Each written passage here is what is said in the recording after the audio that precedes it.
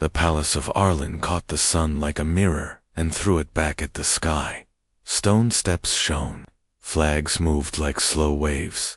People stood in clusters along the path, whispering and craning their necks to see the human. His name was Jonah Hale. He was an engineer, a calm man with tired eyes, here to fix a failing power grid and a broken trust. He walked with careful steps and a small, polite smile. The air smelled of sweet spice and warm metal. Far above, bronze bells hung from curved poles. They rang softly when the wind changed, like a warning that tried not to be one. At the gate, a young porter carried a crate of ceremonial helms. The weight pulled him sideways. The edge caught on a step. The crate slipped. Helms spilled across the stone with a harsh, rolling sound. The boy froze, face white, hands shaking. Jonah moved on reflex. "Hold on," he said, soft and friendly. He bent, picked up the nearest helm, and set it back in the crate. Gasps popped around the courtyard. A woman covered her mouth. A vendor shook his head and turned away. The porter dropped to his knees and whispered, "Please, sir, no," as if the words could hide what had already happened. Boots struck stone, measured, heavy, certain. The crowd opened like a door. A tall figure stepped through. His armor was indigo, edged in pale gold, with a crest that looked like a sunrise that would never end. He did not wear a helmet. He did not need one. His eyes were hard and alive. "Royal Guard, Commander Varric." "Human," he said, voice like a rock pushed across a floor. "You handled what was not yours. You touched the crown's breath and made it common." Jonah straightened slowly. He raised his hands, palms open, not as a defense, but as a sign. "I was helping," he said. The crate slipped. He needed a hand. "Honor does not ask for help," Varric said. "It demands it in the right way." His gaze flicked to the porter, and then back. "We keep our symbols clean. We keep our hands where they belong." Jonah felt many eyes on him. He felt the porter's fear like heat on his face.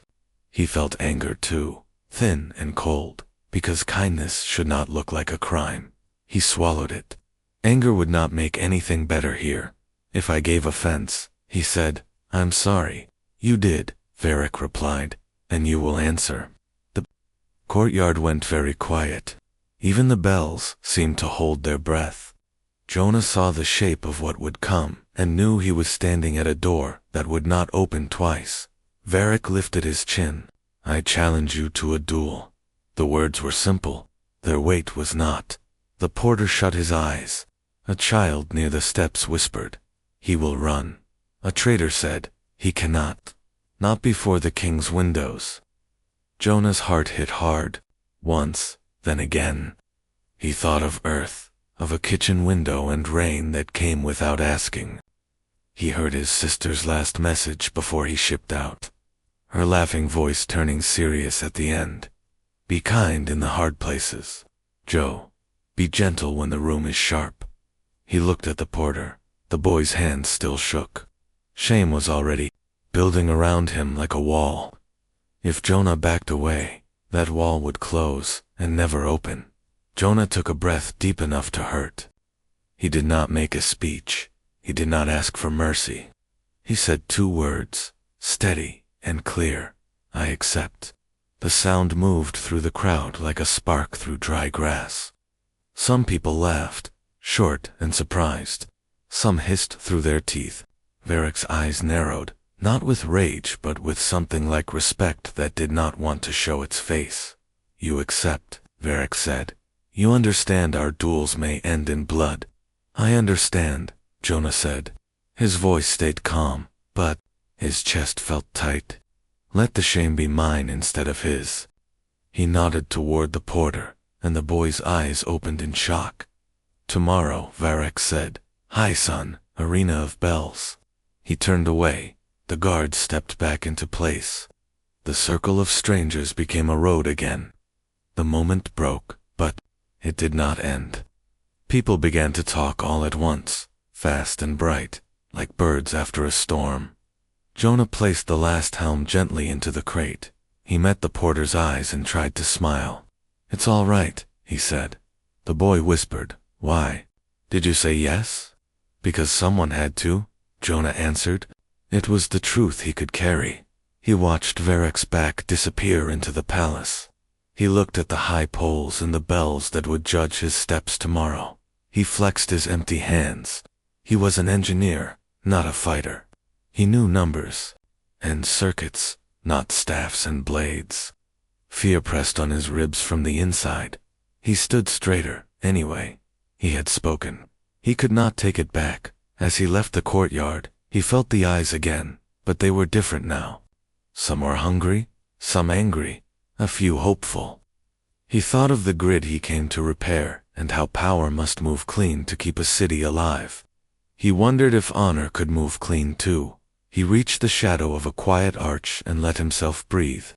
The bells far above rang once, soft and light, as if reminding him. He nodded to the empty air.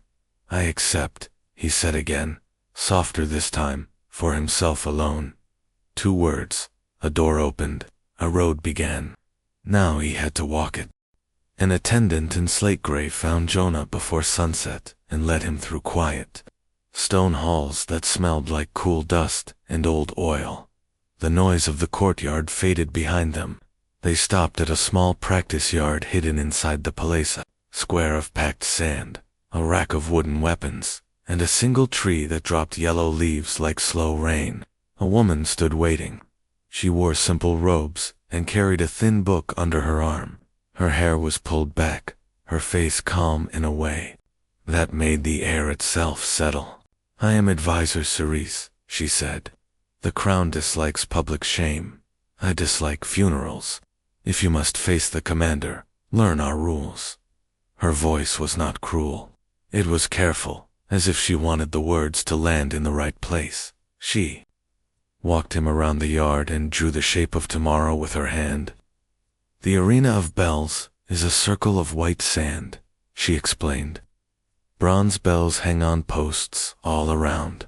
If your body hits a post hard enough to ring a bell, you lose a point for pride. First to 3 points is defeated. Weapons are allowed. Killing is forbidden unless a loser refuses to yield.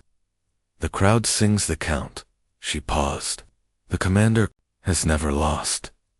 Jonah's stomach tightened. He had expected something like this, but hearing it made fear real, like a door closing. "What if I refuse a blade?" he asked. "Then you choose another weapon staff, rope, or hands." "Cerise," said, "our law respects choice. It does not save you from it." Jonah looked at the rack. Swords gleamed. A staff leaned against the rail, honest and heavy. A coil of woven rope hung from a peg. It looked simple. It looked like work, not war. He reached for it. The rope sat in his palms with a weight he could understand. "Rope," he said. "If I must fight, let me tie, not cut." Cerise studied him, as if measuring the truth of that answer. "Very well." She took the rope, flipped the loop with a small flick, and handed it back. "It can trip a foot, catch a wrist, pull a weapon, or become a promise. With rope, the harm you do is a choice each second. That suits your face." Training began. Cerise showed him how to let the rope slide so it would not burn his skin. She showed him where to ankle elbow, the base of a thumb and how to step the moment the line caught, so that he used balance, not strength. Jonah moved awkwardly at first. He snapped the rope wrong and clapped his own ear. He tried again and tangled his feet. He laughed once, short and embarrassed, and then kept going. The rope answered honesty better than talent. When he breathed steady and kept his shoulders loose, it obeyed. When fear crept up his throat, it punished him by slipping or biting. Again Cerise said, never raising her voice. "Slow is smooth. Smooth is fast. Breathe." They set 3 bells on short posts around the yard to teach his body the rule that pride has edges. Every time his shoulder brushed wood and a bell rang, he had to stop, reset, and bow to the post. It felt silly the first few times, then humbling. The lesson was simple. If he threw himself too hard, the world would throw him back. Sweat ran down his spine. His palms grew red where the rope kissed them. A bruise bloomed along his ribs when a practice staff, swung by a silent young guard, found him open. Jonah swallowed the sting and tasted iron, but his eyes stayed clear. When the sky turned gold, Circe let him rest. She poured water from a clay jug into a cup and handed it to him. "You are strange for a man who accepted death so calmly," she said. "I didn't accept death," Jonah answered. "I accepted responsibility." Cerise held his gaze. Something in her face softened, the way stone softens when a river has touched it for years. "Then carry it well." She picked up the rope and showed him a small knot, quick and neat. "Tie this at the end. It gives your hand an anchor. It also says, 'I intend to hold.'" Jonah copied her. The knot sat against his palm like a heartbeat. They practiced until night touched the corners of the yard. Each time Jonah's fear rose, he named it and kept moving. He pictured the porters shaking hands. He pictured the commander's eyes, hard and alive. He pictured his sister's voice telling him to be gentle in sharp rooms. He let these pictures guide his steps instead of the fear.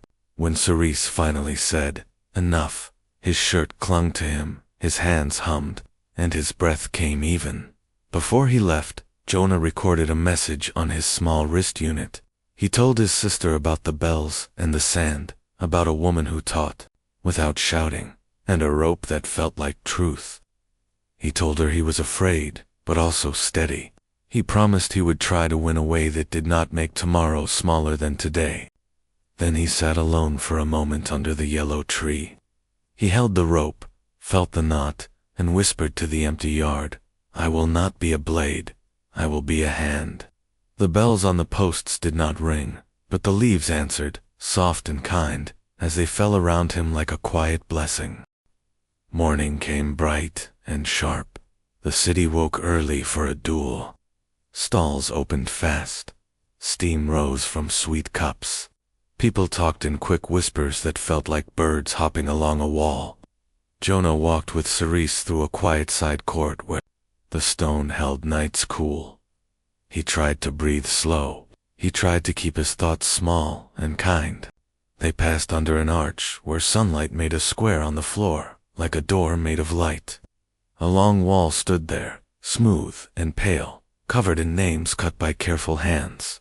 The letters were clean. Some were chipped by time. Cerise stopped and touched one with 2 fingers. Her hand was steady. Her voice was not. "Kalen," she said, and the name seemed to change the air. "My brother." She did not look at Jonah. He died after a duel. He did not need to fight. Pride took him into the ring. Pride would not let him step out. Jonah bowed his head. He did not say "I'm sorry" as a habit. He said it as if the wall could hear him. "I am sorry," he whispered. He thought of his own family far away. He understood that names carry weight, even when the person is gone. Cerise took a breath that sounded like she put the name back where it belonged, safe for later. Then she walked on. They reached the arena of bells. It was simple and beautiful in the hard way of things that must work. The sand was white and raked smooth. Bronze bells hung from curved poles around the circle. A light breeze moved them, and they answered with soft voices. The royal box rose above the ring like a balcony on a ship. The king sat in shadow. Beside him stood quiet figures with long coats and watchful eyes. The crowd filled the stone benches in a ring, their faces bright with sun and interest. Varric was already there at the far gate. He did not wait in the shadows to make an entrance. He stood in the open like a cliff stands by the sea. No helmet, no ceremony. He carried a short staff with iron caps. In his hands it looked like a simple tool. In anyone else's, it would have been a weapon. Jonah came through the opposite gate with the coil of rope over his shoulder. He held it the way a worker holds a line he trusts.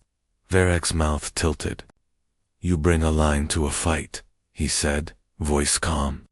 Will you fish for victory, human? I will try to catch what I can, Jonah said. His voice did not shake. Some people in the crowd laughed, short and surprised. The sound took a layer of fear off the morning. A bell rang 3 times, high and clear. The crowd's murmur grew into a low song. They did not shout numbers. They sang them like steps on a stair. Jonah felt the tone in his ribs. Cerise stood near the edge with her hands folded and her eyes on his feet, not his face. She had taught him that feet tell truth long before mouths do. They began to circle. Sand shifted under Jonah's boots. He kept his shoulders down. He watched. Varric's hips and hands, not the iron caps. When Varric moved, it was quiet. He did not waste steps. He did not test with small taps. He entered like weather-sidden, complete, clean. Jonah slipped left. The iron cap kissed his sleeve and went past, but the force of the pass tugged him. He stumbled 1 step too far, and his shoulder brushed a post. Clang won the crowd. Sang together, not cruel, but firm. The sound slid over the sand and settled in Jonah's bones. He tasted metal in his mouth that wasn't blood. Pride punished. The rule was real. Jonah breathed out slow. He let the rope slide until the little knot touched his palm. He shifted his weight and tried to make the line part of his body, not a thing in his hand. Varric came again, not in a straight line, but with a small curve that cut off Jonah's retreat. Jonah flicked the rope and aimed low. The line looped. Varric's ankle and tightened. Jonah pulled, not to hurt, but to change balance. Varric hopped, untwisted his leg with a small roll of the hip, and let the staff go loose in one hand. He did not fight the pull. He moved with it, and turned his free hand toward Jonah's shoulder. Jonah stepped in, instead of back, and bumped his shoulder to Varric's chest, a strange half-embrace taught by Cerise, to make a shape that steals space. They both froze for a half-heartbeat, confused, because it felt almost like 2 friends steadying each other on a moving deck. Varric shoved, vicious, just enough. Jonah slid, sand clinging to his boots, and did not touch a post. The bells were quiet again. The crowd leaned forward. The king's head moved a little, as if he had seen something worth noticing. They traded small tries. The rope bit Varric's forearm once, and left a pale line that would become a bruise later. The iron cap tapped Jonah's ribs and shook his breath loose for 2 steps. Jonah heard Cerise in his head. Slow is smooth, smooth is fast. Breathe, he breathed. In one pause, Jonah spoke without anger. Why do you stand against us? He asked, voice low. Do you hate humans that much? Varric's eyes flashed, not with rage, with memory. I do not hate, he said. I remember. He moved.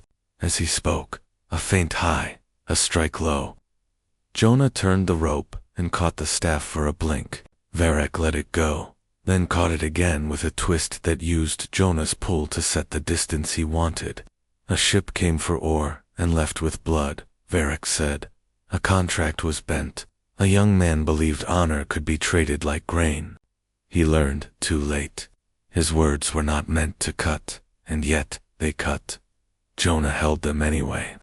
That was not me, Jonah said, but I carry the face of them. I know.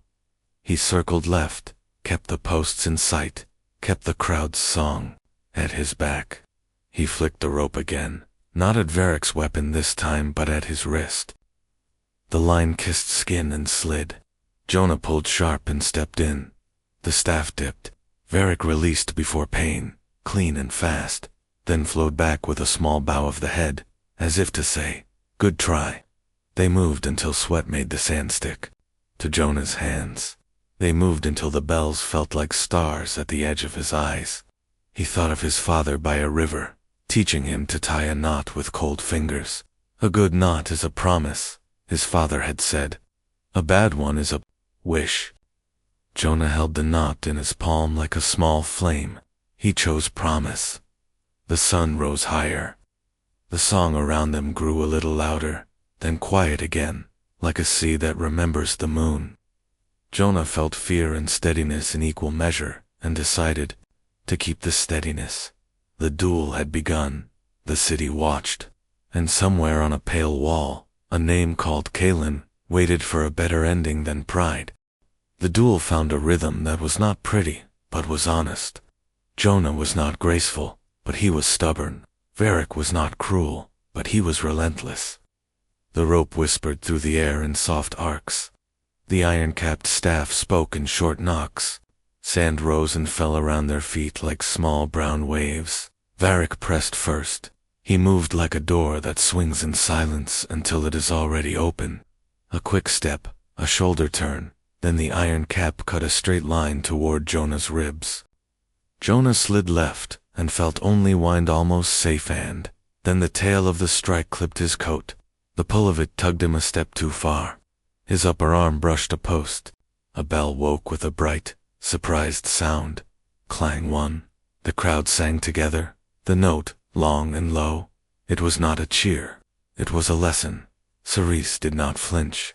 Her eyes stayed on Jonah's feet, checking if fear had taken them. He breathed out, slow and steady. He shifted the rope, let the knot kiss his palm, and found his balance again. They circled. Jonah tried to think small and clear. Hips, hands, timing, breath. He remembered Cerise's rule: slow is smooth. Smooth is fast. Varric feinted high, then cut low at Jonah's ankle.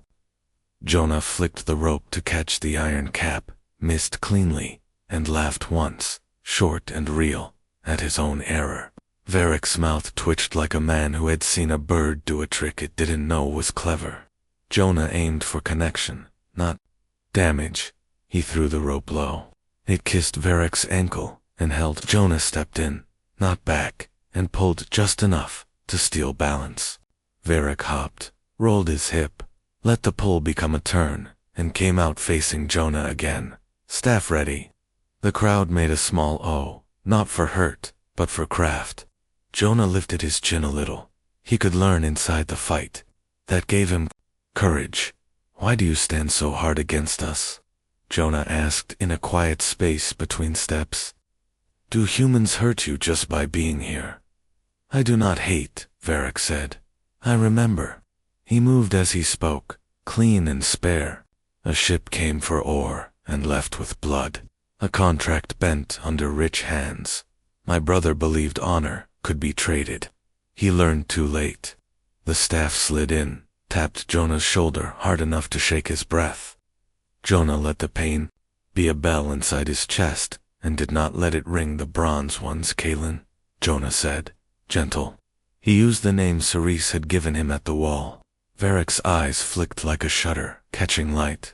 For a heartbeat, his anger turned into grief, the kind that sits very still so it doesn't spill. Varric struck again, faster now, as if speed could hide feeling. Jonah backstepped to make space and misjudged by half a shoe. His heel touched a post. The bell sang like a bright bird. Clang. 2. The crowd answered, louder, but not cruel. The sound wrapped around Jonah's heart. It meant the cliff edge was close. He looked at Cerise. She gave him nothing but one slow blink. Breathe, it said. He breathed. He fixed his grip. The little knot pressed into his palm like a promise from home.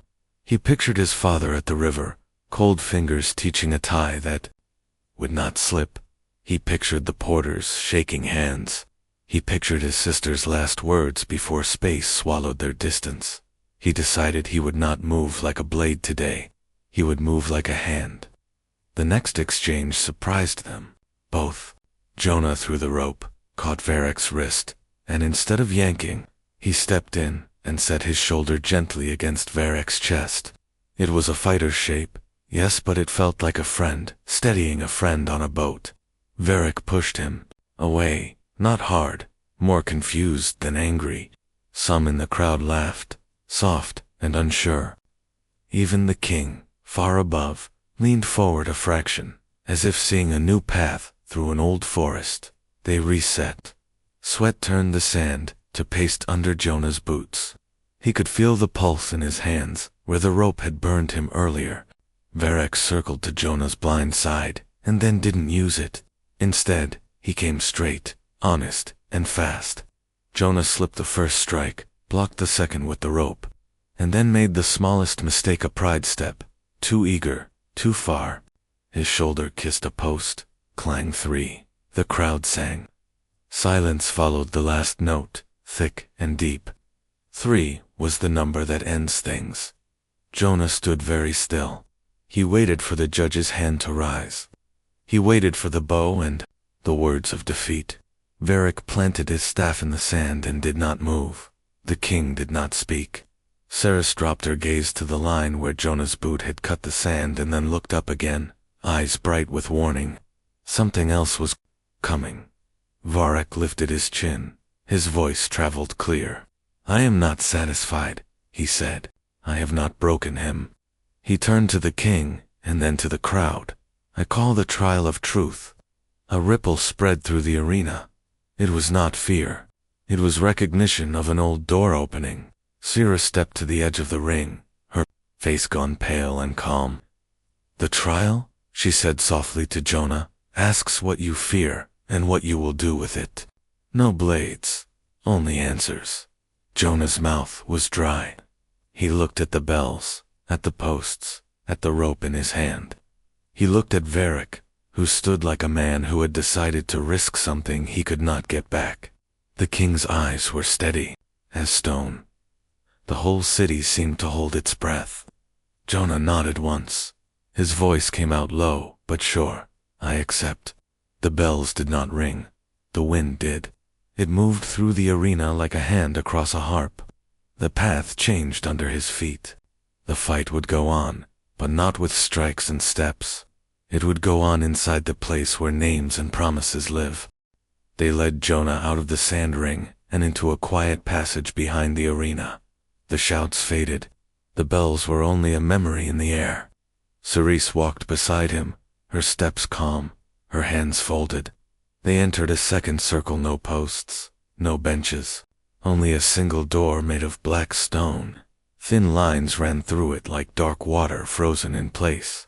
A soft wind moved across the floor and then stopped, as if it, too, was waiting. Ceres spoke in a low voice. "This is the trial of truth. You place your hand on the stone. It shows you what you fear and what you deny. You cannot fight it with a weapon. You can only answer with your heart." She looked at his rope and the small knot near his palm. "Keep it if you wish. Promises help." Jonah nodded. He felt the knot press against his skin. He thought of his father at the river. He thought of the porters shaking hands. He stepped to the door. The stone was cool beneath his palm. For a breath, nothing happened. Then the black turned thin like dark glass, and smoke formed shapes. He saw a small kitchen on earth. His sister stood by the window in a soft blue sweater, one hand on her belly, laughing because the baby kicked when he spoke. The picture shifted. Alarms flashed red. A ship corridor filled with smoke. A message screen blinked, failed to send. His sister's face blurred into a funeral he could not attend. Jonah's breath caught. The door pulsed warm, as if asking, "Well, I am afraid I will fail the people I love," he said, voice shaking once. "I am afraid I will be too far, too late, too small." The door cooled again. The image changed. Now he saw a metal table, bright contracts, men with clean smiles, and pens that wrote lies. He saw miners with tired faces. He saw a younger soldier, trying to stand straight while someone told him to be realistic. He saw a ship leaving with ore and leaving behind broken bodies. He saw the human face that had smiled through it all. It looked nothing like Jonah, and everything like him. Shame rose fast, hot and mean. He could feel himself want to say, "That wasn't me." He did not say it. "My people did this," Jonah said. "Not all of us, but enough of us. I did not sign that paper, but I carry the face that did. I came to fix a grid that is small, but I can still bring clean power without stealing hope. I can still tell the truth while I work." His throat burned. He did not ask the door for mercy. He simply spoke what was true. The smoke moved again. A name burned into the glass. Kalen. The picture cleared. He saw Varric, younger, kneeling in wind, 2 hands on a stone with that name. Varric was not crying, but grief held his shoulders like a heavy cloak. He had a boy's face and a man's burden. Jonah touched the door with his other hand, as if he could touch that moment. He whispered the name so it would not feel alone. Kalen. Cerise did not speak, but Jonah felt her eyes. The door warmed. It waited. It was asking for more than pity. It wanted a choice. I will not make his name small, Jonah said. I cannot bring him back. I can carry some of the weight so his brother can breathe. If I must stand between anger and another mistake, I will. If I must stand with Varric, I will. The door cooled. The smoke thinned to clear stone again. His palms were red where the heat had held them. Jonah let out a slow breath, the kind you take after you put down something heavy and decide to pick it up again with better hands. Footsteps sounded behind him. Varric stood in the arch, face unreadable. What did it show you? He asked. Jonah did not look away. My sister. A ship that failed her. A contract that killed trust. You at your brother's grave. He lifted the rope. It asked if I would choose to carry some of that pain with you. I said yes.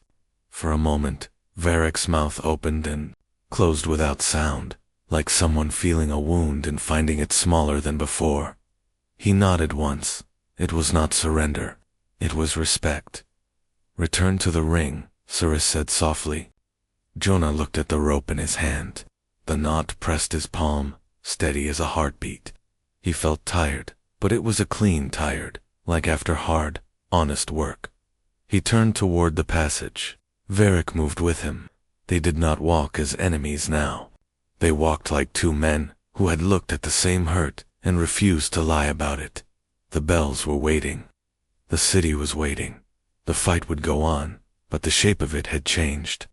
Jonah touched the promised knot and whispered, just for himself, I will stand next to him if I can. Then he stepped back into the light. They came back into the light together.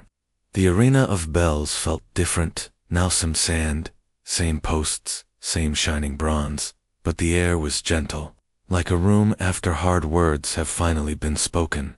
The crowd went quiet the way people do at a birth or a prayer.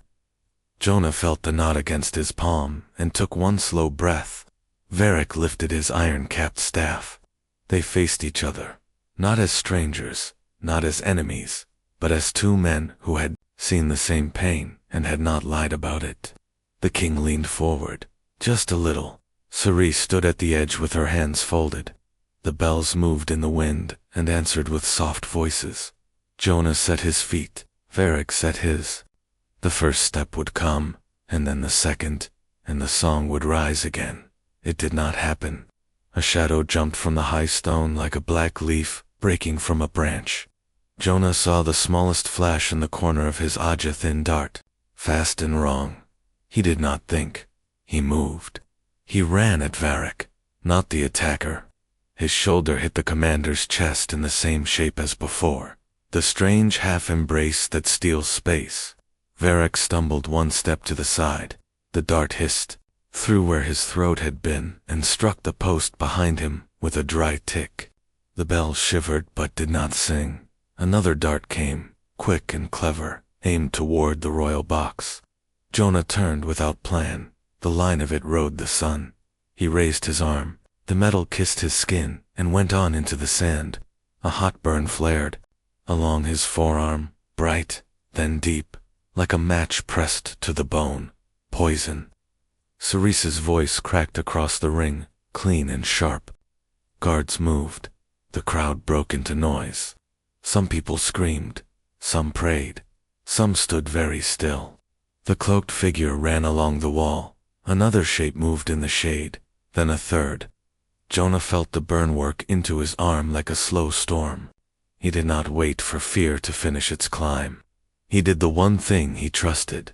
He threw his rope. The coil flew honest and straight, the little knot steady as a promise. It looped a running ankle and bit. The attacker's legs went out from under them. They fell hard and slid, sand sanding their palms. Jonah set his feet and pulled, not to hurt, but to hold. The fallen figure clawed for a knife. Jonah gave a sharp jerk that flipped the wrist away from the blade. The knife skittered across the sand and came to rest like a tired fish. Varric was already moving. He reached the second attacker in 3 quiet steps. The iron cap spoke once, against a forearm, twice against a neckline, controlled, enough to empty the fight without breaking it. A third shape froze under the sudden aim of 6 guard spears, and made a choice for life over glory. Hands went up. Cloaks fell back. Faces showed not foreign agents, not human strangers, but local radicals with bright eyes and thin mouths. People who wanted a simple story and had brought knives to make it. The bells rang by accident and the panic high-low, all at once, a wild, frightened music. Jonah stood with the rope in his hands and the burn in his arm, and he kept breathing. Cirrus came to him fast. She wrapped his forearm with a strip pulled from her sleeve and drew a small clay vial from her robe. The salve she rubbed in smelled like mint and lightning. The burn cooled from fire to sharp heat. "Keep your eyes open," she said. "They are," Jonah answered, and tried to smile. The world swam for a second, then steadied. Guards dragged the attackers away. The king rose, and the whole arena bent without thinking. Silence fell like snow. Jonah lowered the rope. Varric stood a pace away, breathing hard, hair loosened, eyes bright with the kind of anger that protects, not the kind that destroys. He looked at Jonah the way a man looks at a bridge after it holds when the river tries to take it. Varric turned to the royal box and raised his voice. "Your Majesty," he said, clear enough for every corner, "the human has protected crown and commander. He accepted our challenge. He walked our trial. He took our danger as his. He fought without a blade when others chose poison. He stopped. He swallowed once. His jaw worked around a word he had not used in years. When it came clean, yield. The sound did not break the arena. It healed it. For a breath, no one spoke. The city exhaled together, a long, low note of relief. Then the soft thunder of hands began, not wild cheering, not the roar of victory, but the warm sound people make when they recognize something good and want to hold it without crushing it. Jonah felt very tired and very awake at the same time. He looked at Varric. Varric looked back with a new face, not softer, exactly, but clearer, like a window newly washed. He stepped close and took Jonah's uninjured wrist. He lifted it high so the whole circle could see. "This human," Varric said, "is my equal in this ring and my friend beyond it." Cerese's mouth bent into the smallest smile Jonah had seen all week. The king's hand touched the rail, light and sure, as if marking the moment. The bells moved in a kind wind and rang just once, together, a single soft chord that sounded like yes. They left the sand side by side. The rope hung from Jonah's hand, still warm, still honest. The knot pressed his palm with quiet pride. The poison's ache faded under the salve, leaving only a hum. As they passed the gate, the porter from the first day stood there with wide eyes and a trembling smile. Jonah nodded to him. The boy bowed deeper than any court lesson could teach. Out in the corridor, the noise fell away. The palace stones felt cool again. Varric stopped. He looked at Jonah's rope, then at Jonah. "Keep that knot," he said softly. "Tonight, if you will allow it, I will tie another beside it." He did not explain. He did not need to. Jonah felt the meaning anyway. One knot for promise, one for promise kept. He nodded. "I would like that." They walked on together. Two men who had entered a ring to fight and left it carrying something better than a win. The city outside was still the same, but the story that would be told inside it had changed. And for once, the change felt clean. The sun was sliding toward the west when Jonah sat on a low bench in a shaded courtyard behind the arena. His arm was wrapped neatly in clean white cloth, the mint-and lightning smell of Ceresa's salve still sharp in the air. His legs ached from the fight, but it was the good kind of ache, the kind that reminded you your body had done something worth the pain. The bells in the distance had stopped ringing, but their memory hummed softly in his ears. Ceres stood beside him, hands folded in front of her. She did not speak for a while. Then she said, "You tied well today?" Her voice carried neither flattery nor jest. It was the plain truth. Jonah smiled faintly. "I almost tied myself into knots half the time." Her lips twitched in something close to a smile. "Knots can bind or hold you steady. You chose steady." Before Jonah could answer, footsteps approached. Varric appeared without armor, dressed simply in a dark tunic, without the indigo plates and the sharp crest. He seemed smaller, but no less certain. His eyes met Jonah's, and there was something in them Jonah hadn't seen before, something quieter, deeper, as if the iron inside the man had learned how to be warm. Varric stopped in front of him. "The assassins were ours," he said quietly. "Radicals. They wanted the duel to end in your death. They wanted a clean story, to make the people hate your kind. You did not give them that ending." "I don't like clean endings that come from blood," Jonah replied. "They wash away everything good." A shadow of a smile passed over Varric's face. Kalen would have liked that saying. The name felt lighter this time, as though speaking it no longer tore at him. He took a small step closer and looked at the rope coiled in Jonah's lap. "May I?" he asked. Jonah nodded and held it out. Varric took the end with the small fishing knot and studied it for a moment. His fingers, though calloused, moved with surprising care. Slowly, he tied another knot beside the first, different, more intricate, the kind Jonah didn't know. When he was done, he handed it back. "One is a promise," Varric said. "The other is a promise kept." Jonah swallowed against the tightness in his throat. He ran his thumb over both knots, feeling their weight. "Thank you," he said, meaning it more than the words could show. They walked back into the arena together. The stands were mostly empty now, just a few lingering onlookers and cleaners gathering dropped cups. The king still sat in the royal box, though his guards were more relaxed now. When he saw them, he stood. His voice carried like water over smooth stone. "The duel is concluded. The trial is complete. The commander yields, and the crown accepts Jonah Hale of Earth as guest of honor and friend of the guard." The few people in the stands clapped, soft but warm. The bells overhead moved with a gentle wind and rang once just one clear note that seemed to say yes. Later, as the palace returned to its ordinary rhythm, Jonah found the young porter in the main courtyard. The boy was stacking crates of armor again, but his hands were steady this time. Jonah stepped beside him without a word and began lifting helms into place. The boy glanced at him, eyes wide, then smiled shyly. No one flinched at the sight. No one whispered. The moment was small, but it was clean, and Jonah knew such moments mattered. That night, in the quiet of his guest chamber, Jonah recorded a message to his sister. He told her about the duel, the trial, and the attackers. He told her about Varric and Kalen, about 2 knots on a rope, and about the way the bells had sounded at the end.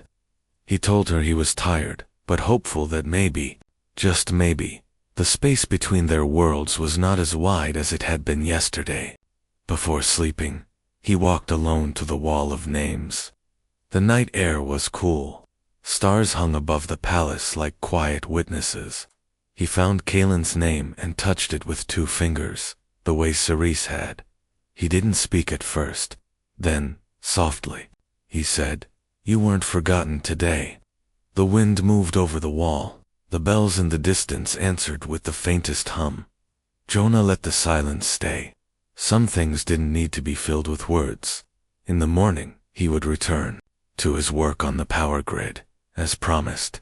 But now, that work felt different. Tit was no longer just fixing lines and circuits. It was keeping a thread between two peoples, tied tight, like the knots on his rope. He left the wall slowly, the sound of soft bells still in his ears, and the feeling in his chest that sometimes the hardest fights weren't about winning at all, they were about making sure the ending rang softly.